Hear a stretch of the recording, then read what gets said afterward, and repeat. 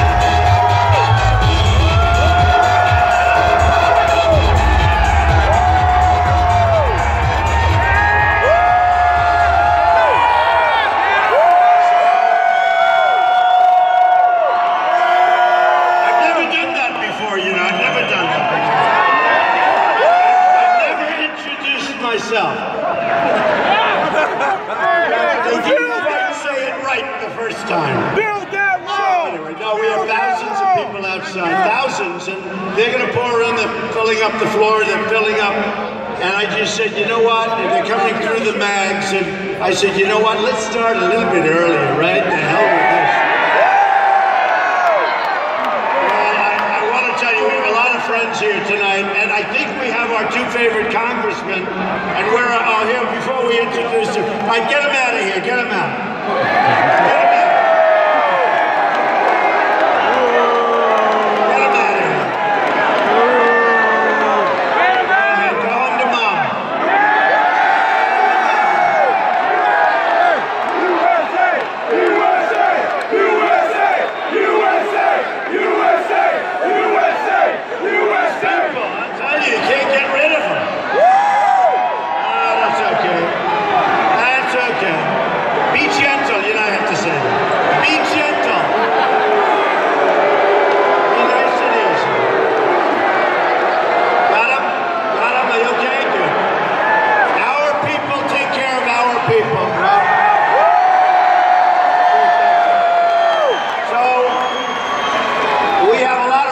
Tonight, and I'm going to introduce just a few. First of all, a man who takes on a nightly basis, and he loves this area, he lives right around here, and you know, who knows Pennsylvania better than Donald Trump? I went to school here.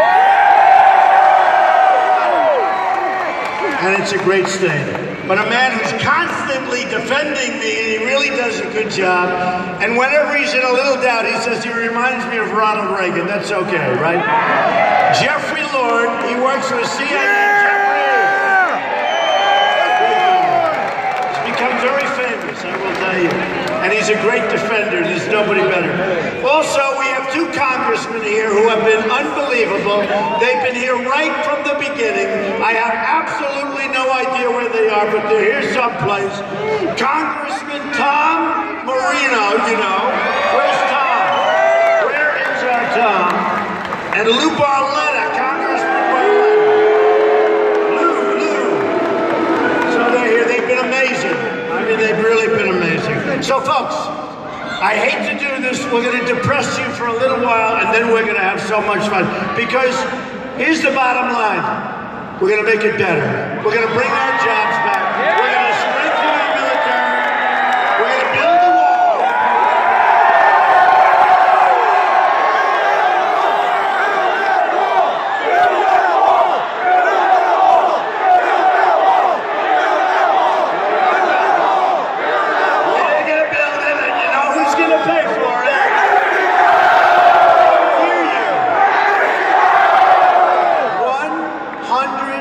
So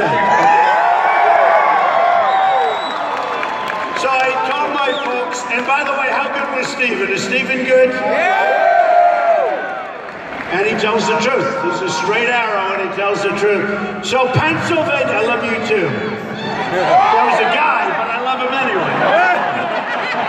Pennsylvania has taken, I asked a group, this is what they do. They're statisticians. I don't know, I wouldn't want to be that. I think it's a pretty boring job, but that's what they do. So I said, give me some talk on Harrisburg and on Pennsylvania, and I want to just see what it is. Pennsylvania's taken harder hits on trade than just about anywhere else in the United States. Not good. Not good. The state of Pennsylvania has lost more than 35% of its manufacturing jobs since 2001. Not good. What are you guys doing? How do you let this happen, guys? How do you let this happen? Don't worry. Doesn't matter. We're bringing it back. They're all going to come back better than that. And that includes steel, and that includes coal, clean coal.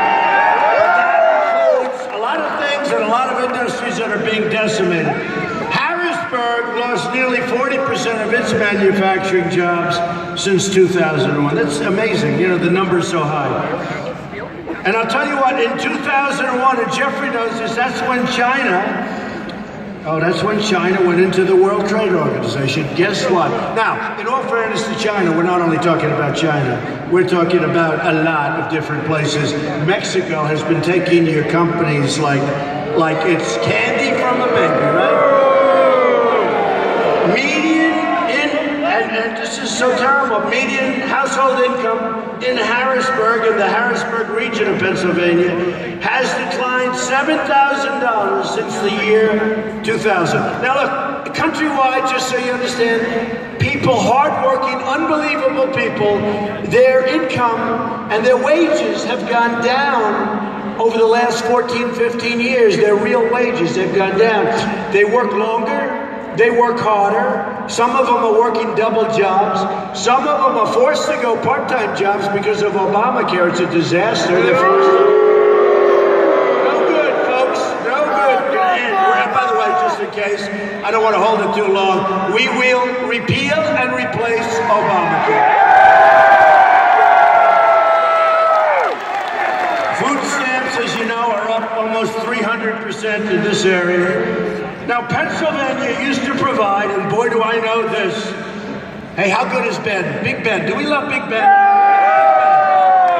Because he's a friend of mine. I played golf with him a couple of times. He actually hit a drive, and it went right and hit a tree. It was a massive tree.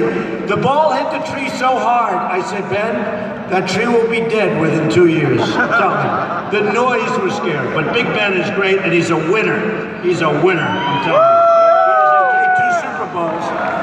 And you look at that play, that defensive play he made on the running back, right? He's a big winner, so say hello to Big Ben. So Pennsylvania provided steel to the entire world. That's not true anymore. Now you have China dumping steel all over the place. They're dumping everything they can dump, not just steel, folks. And I don't blame China. They can get away with it. I blame our people and our leaders for being so incompetent and so stupid to allow a thing like this to happen. So politicians allowed all of these jobs essentially to be shipped overseas. We're really like it's really like if you look, and I'm driving in from the airport, and you look at the empty buildings and the empty factories and places that held unbelievable people, including yourselves in many cases and your relatives, and they're gone. It's just looking not so good. We're going to straighten it out, folks. We're going to straighten it out. Now, as Stephen told you, Cruz in cases, and by the way, how about Cruz? Is it Lion Ted? You're right. Lion Ted! Lion Ted! Lion Ted! Lion Ted! He's so liar. He's a professional liar. You know, I say it. I'm doing great with evangelicals, but Lion Ted comes in and he holds the Bible up, and he holds it high, right? He holds it high, and then he lies. He lies. But he puts it down and he lies. So here's the story. He loves TPP, Trans-Pacific Partnership.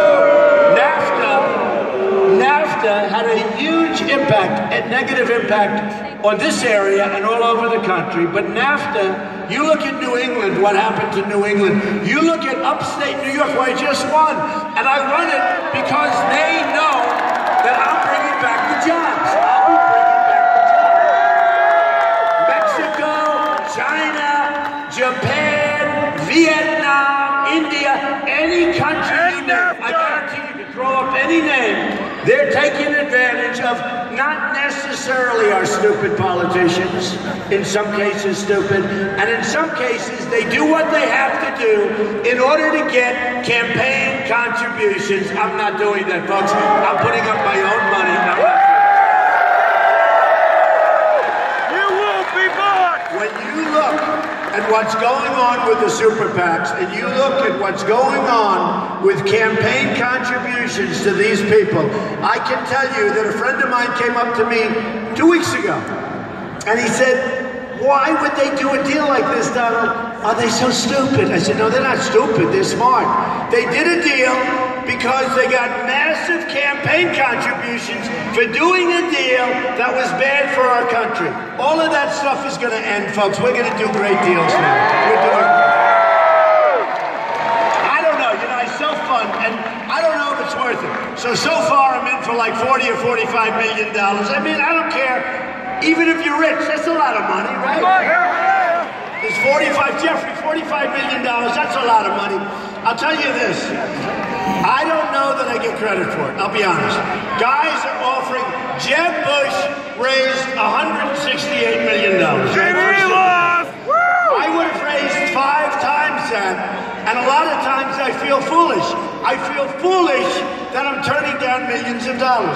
I have one member of my club in Florida, very great club, the Mar-a-Lago Club. And he keeps coming up, he's a very rich guy. Donald, I'd like to help your campaign. Would you take $10 million? Now you have to understand, all my life I put money, I've taken money, that's what I do, I'm a business guy. I take. And every time I see him, he doesn't even understand it. I say, I really can't do that, I'm sorry, I'm self-funding. He goes, no, that's okay. He doesn't even understand what I'm saying because he can't believe it. Because he gives money. And he's a good guy, and a generous guy, a rich guy.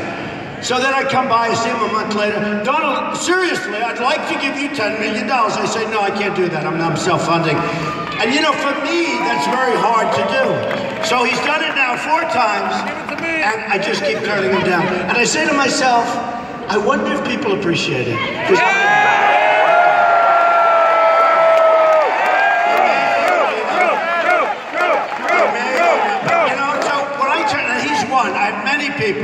I have many people like that. And I say, all my life I take. There's nothing wrong with business people, right? Who's a business person here? Raise your hand. Now, taking is good. We have employees, we take care of their health care and their education, a lot of good things. But I take, and I keep taking, and I become richer and richer and richer. But now, I'm going to take for you, I'm going to take for the country, because our country needs help. Our country needs help. We're being stripped of our money, we're being stripped of our jobs. We have people that don't know what they're doing, and in some cases, they don't care. So we are going to change things around. I'm going to change them around. Big league. Look at these people over there. I love you folks. Look at that. That are pouring in are not angry at me. They'll go back and they'll say, Trump was really good, but we only got to see the last 9 minutes of his speech. But that's okay. We should keep going, right? The hell with it. So those are the numbers, and those are the stats for this area. Those are the stats for Pennsylvania, a place I love, a place that I'm very close to, as you know. It's where I learned how to play golf. Cobb's Creek. Does anyone know where Cobb's Creek is? It's a public course in Philadelphia. I used to play. From the Wharton School, I go to Cobb's Creek. And let me tell you, you met people at Cobb's Creek that were actually very, very sophisticated hustlers. And if you could survive on Cobb's Creek, you could practically survive anywhere. So we love Philadelphia. Let me tell you, folks, we love it. We love it. I learned a lot in Pennsylvania. All right, so I left Indiana, and they have a company in Indiana called Carrier in Indianapolis. And I thought, and I could use 100 different companies and tell the story, but I think it's a terrible story. They've been there for many years. They had 1,400 employees. great people. In fact, a number of the employees were at the speech the other day. And I said, what do you think? And we talked to them, and I talked to them afterwards. They're like great people. They were there. One was there for 18 years. One was there for almost 30. And you probably saw it on television where some semi-mid-level guy was rough. And he said, we're closing, we're moving to Mexico. Yep. That Carrier, and I buy a lot of air conditioners from Carrier. I'm not buying them anymore, folks, just so you understand. So, I've been watching politicians now for 5 years talking about keeping the companies in our country. And they've done nothing. They haven't done a damn thing. And they can talk about free trade, and I'm a free trader, but you can only have free trade if you have smart leaders and smart negotiators, and we don't. We have leaders that are dumb as rocks. They don't know what the hell is happening to our country. And when you ride by these buildings in Harrisburg, when you ride by the buildings in Albany, and in Rochester, and in Syracuse, New York, this is why I got the big vote. Because they understand that I get it, and they don't get it. They don't. Our politicians don't get it. So here's the story, folks. Here's what we do. If we have crooked Hillary, I mean, is there anybody more crooked than Hillary? You know, Bernie Sanders, in all fairness, and I have to tell you, in all fairness, he said she has bad judgment, all right? She does. He's been tough on her. In fact, I'd like him to keep going. Because the longer he goes, the more I'm going to like it. What he's saying about her, he said a couple of little things. He said she suffers from bad judgment. And she said, now, I don't know, I think she's qualified, I guess, but that doesn't mean she's good. I mean, I actually he said she's not qualified to be president. Now, what he meant is because her judgment is so bad, so Bernie Sanders, not me, said she's not qualified. So now I'm going to say she's not qualified. She is really, you look at her judgment. I've been against the war in Iraq. The war in Iraq has been devastating. We've spent $2 trillion. We probably have spent in the Middle East $4 trillion. And we have roads with potholes in the middle of the highways. Yeah. We have airports that are obsolete. We have the worst transportation system and train system. In China, they have trains that go 250 miles an hour. Over here, if the train goes more than 60, it's like collision territory. And we see it all the time. We've got to start rebuilding this country. We've got to rebuild our country. Now, we shouldn't have been in Iraq. It was a horrible decision. The way Obama got us out of Iraq was a disaster. He said a specific date. And when I heard him say that, I said, yes, to be. No, he can't mean that. I said, it's camouflage. He doesn't really mean that. But he did mean it. That was the day. The enemy sat back. They said, they can't believe it. They said, why should we get killed? Believe me, they don't want to be killed. They went back, we left, and boom. We should have been out. We should have never, ever gotten in. We totally destabilized the Middle East, and I've been saying that for years, but we went in. Mistake. The way we got out was a mistake, because we got out, we didn't leave the troops. We should have left some troops. And now what's happened? ISIS. We also, by the way, put terrible people in charge of Iraq. And that's really a primary reason, Jeffrey, why ISIS was formed. Because they couldn't get together, because they were not inclusive. And so ISIS formed. Now we have another problem. And then you have all of the mistakes that Hillary made as Secretary of State. A total disaster. Not even talking about Benghazi. I mean just big, horrible mistakes. So we have a mess. So what we have to do, get them out. Good. Look at those police. Do we love our police, by the way?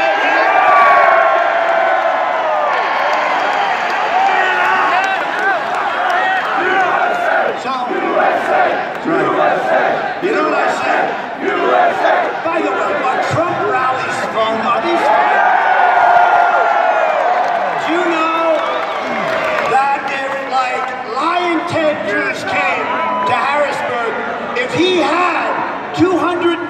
people in a conference room, I'd be surprised if he could get that many people. I would actually be surprised, and here we have 10,000 people. I would be so surprised if he could even get that. Okay, you ready? And honestly, Cruz and Kasich have no path to victory. It's over. It's over. Cruz said Kasich should get out because he has no path. I mean, not even close. He's won 1 out of 38. Well, Cruz has only won, what, 10 or 11? I've won 22 or 23. Yeah! Millions of votes ahead. I think they both should get out. What are they doing? What are they doing? So, we shouldn't have been in. We were in. We have to finish the job. We have to finish. We should never, ever have been. You know, Saddam Hussein was a bad guy, right? If you look at Gaddafi, he was a bad guy. But they had one thing in common and one thing that they were really, really good at. Number one, they were not politically correct. Do we all agree? They were great at killing terrorists. They were great. We are not good at killing terrorists. We catch somebody who's a terrorist and it's 25 years before the trial starts. They killed terrorists. And we would have been better off if our presidents went to the beach and never even heard the words Middle East. That's how bad. But now it's a mess. Now we have people that are cutting off heads and drowning people in steel cages. We're going to knock the hell out of ISIS.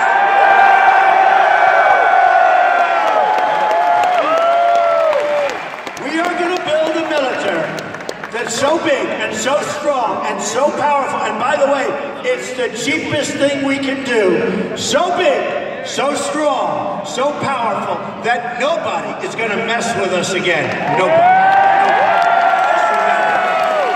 Our military is being decimated. It's being decimated by cuts and every other thing. And our soldiers are great people. These are great people, the military people. But the politicians are all talk, no action, not treating Brent. So, we're going to knock the hell out of ISIS. We're going to build up our military. We're going to make it powerful and strong again.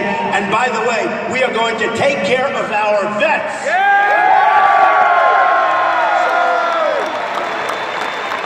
So, let's go back.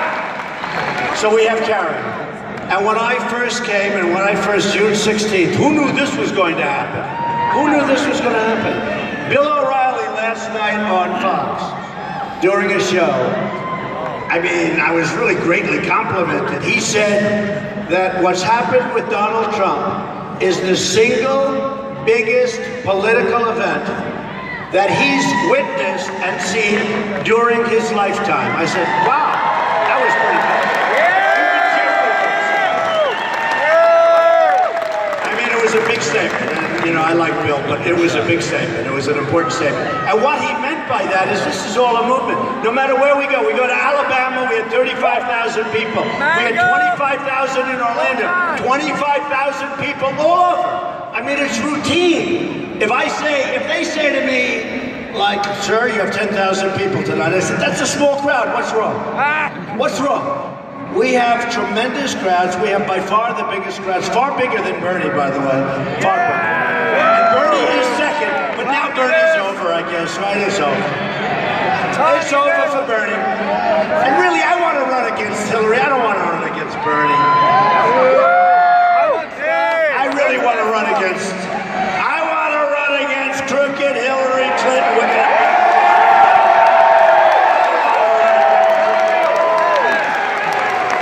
So here's what happens.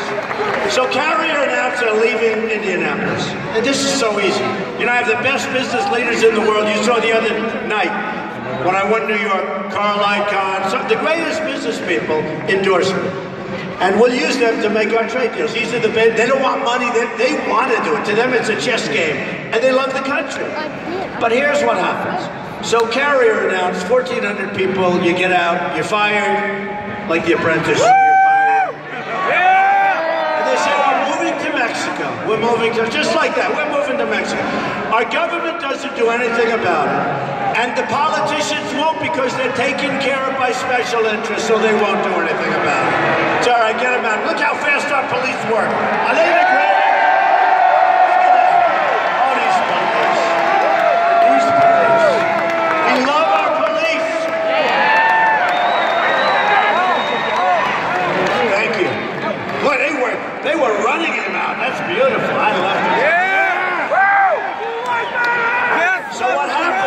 our politicians do absolutely nothing. Absolutely nothing. Carrier lives, and here's what I do. Now, my wife is constantly saying, darling, be more presidential.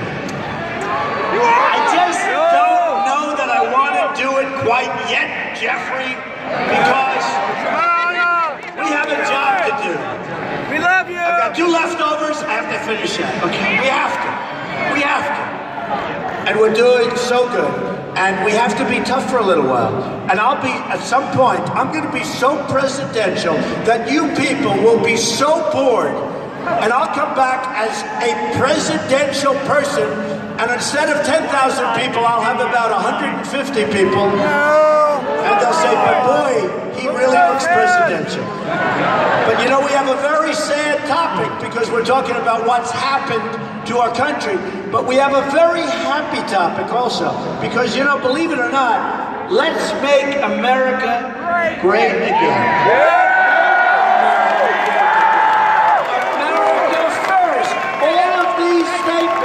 Are positive statements, and the one I love is the one that's on all those beautiful hats, some red, some white, there's a some hunter's cap, right? Make America great again. That's a positive message. That's a positive message. So I want to do Carrier myself because I love it. You know, I love working. I'm not a vacation guy, right? Like Obama, he plays golf in Hawaii. He flies in a 747. He talks about the carbon footprint. He goes to Hawaii in a 747 for vacation, and then he comes back, has a news conference on the carbon footprint. I mean, give me a break, folks, okay? So, here's the story. I want to do Carrier. I know it's not presidential. I don't want to give it to Carl Icahn. I don't want to give it to these great business guys, the richest guys, the best negotiators. I don't want to give it to them. I love doing this stuff. I call up the president of Carrier. Highly, highly unprecedented, right? The president of the United States calling up an air conditioning company. But that air conditioning company abandoned 1,400 jobs in our country. And because our politicians are so stupid, they allow it to happen, and they've been talking about stopping it for 5 years. It's called corporate inversions. They don't even know what the words mean. So they've been talking about it for years. So here's what we do. I get them on the phone and I say, good luck, sir. Good luck with your new plant in Mexico. I hope you do fantastically. But as you know, you've terminated 1,400 people. And as you know, I don't like that. And as you also know, we now have a very strong border. We have a border where the Border Patrol men and women, who, by the way, last week endorsed me, 16,500 people endorsed me. That aren't allowed to do their job. If they let them do the job, you still need the wall to stop the drugs and other things. But these are great people. They're not allowed to do the job. By the way, Sheriff Joe Arpaio, also from Arizona. So you know who the good one on the border. So I tell them, I say, here's the story. Enjoy your new plant. Enjoy the very, very hot weather. Because here's the story. When you sell a unit, you do an air conditioning unit. Every single unit that crosses our now very strong border. In other words, you have to go through a certain way. You don't just have it come across like we have now. Every unit coming across our border is going to be taxed at 35%.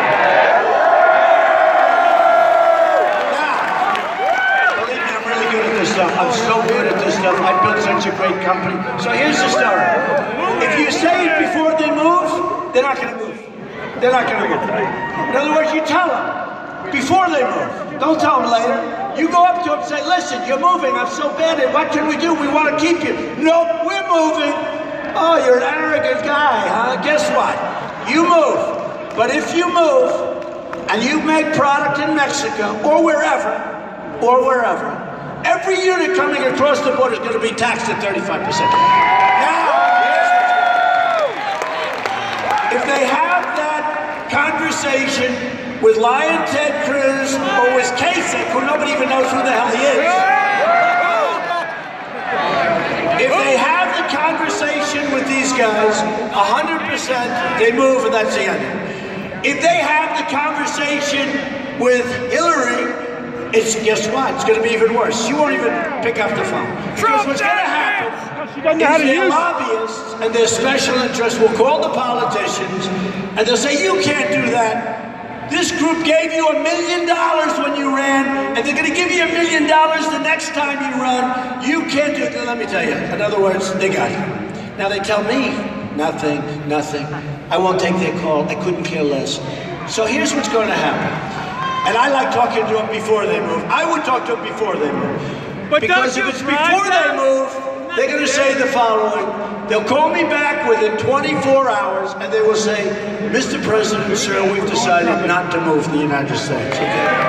If they've already moved, they're going to try and undo that deal so fast, I guarantee you. And here's what happens.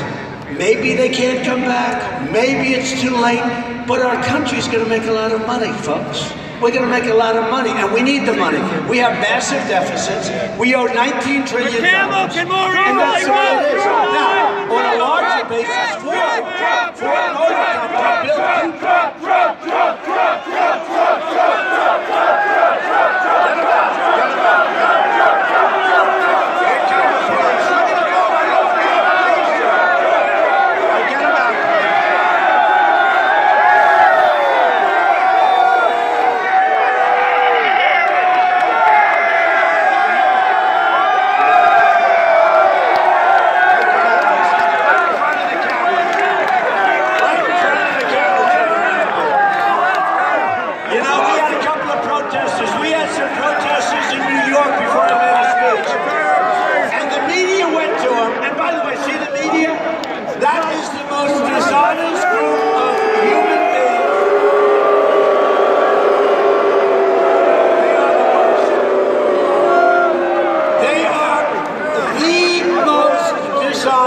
people. And that's what I like about protesters. They go around and they show the crowd, so I like it. So I like my protesters. But in New York, they had protesters. And they went up, the media went up, and they say, why are you here? Do you not like Donald Trump? No, I like him. He's a great guy. Oh. And they have signs manufactured by a beautiful printing press, not made in the basement like it's supposed to be. They go up to another one. Why are you here? And the guy goes, I don't know. In other words, it's all a phony deal, folks. It's a phony, disgusting deal. We had one 2 days. I have very few of them. I'll tell you what, have you heard about protesters? They're giving up with us.